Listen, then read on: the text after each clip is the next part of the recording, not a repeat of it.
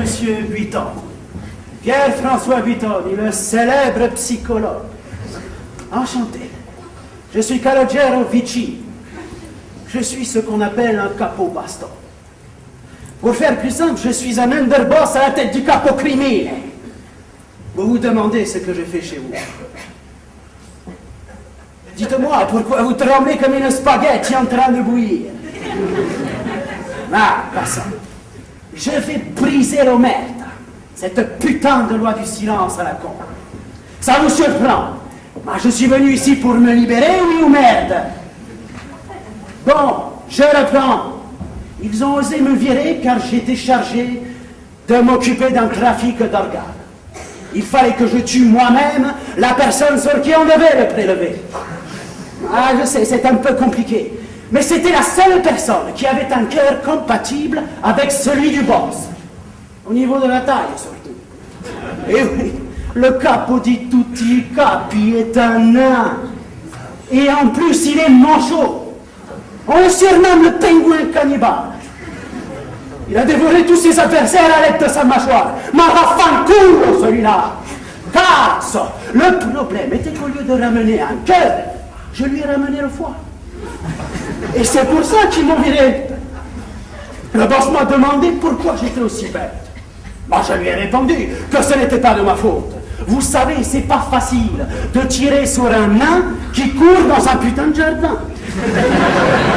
J'ai tiré, manque de bol, je lui ai explosé le cœur à ce nain de jardin de merde. Mais ensuite, j'ai ouvert le corps pour prendre quelque chose qui ressemble au cœur. Je me suis dit que le foie était une bonne solution. Il suffisait après de coller les artères là où il le faut.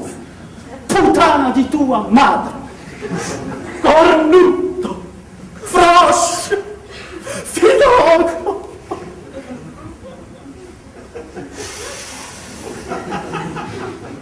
Ah, excusez-moi.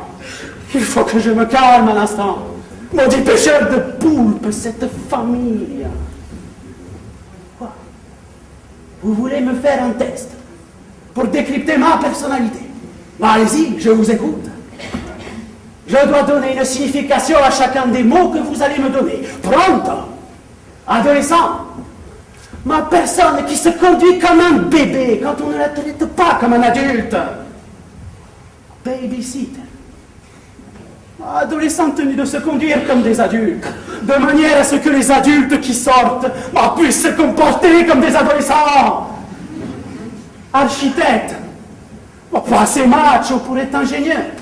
Pas assez pédé pour être designer. Avocat. Avocat. Mais c'est une personne qui écrit un document de 10 000 mots et qui l'intitule sommaire. Jury. Jury.